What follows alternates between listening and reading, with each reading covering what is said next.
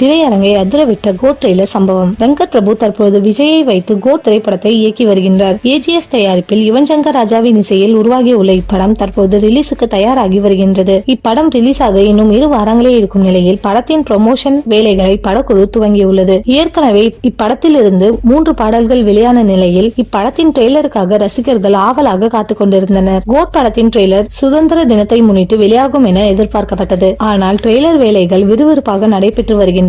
எனவே ரசிகர்களை கொஞ்சம் வெயிட் பண்ணுமாறு தயாரிப்பாளர் அர்ச்சனா கல்பதி கேட்டுக் கொண்டுள்ளார். இதையடுத்து இன்று கோட் படத்தின் ட்ரெய்லர் வெளியாகும் என்பதை படக்குழுவால் வெளியிட்டனர். அதே போல தற்போது வெளியாகி இணையத்தை மட்டுமல்லாமல் தியேட்டர்களையும் அதிர வைத்துள்ளது. பல திரையரங்கில் இந்த படத்தின் ட்ரெய்லருக்காக ஸ்பெஷலாக ஷோ ஒதுக்கி திரையிட்டுள்ளனர். ரசிகர்கள் இதனை தாறுமாறாக கொண்டாடிய வீடியோக்கள் இணையத்தில் வைரலாகி வருகிறது.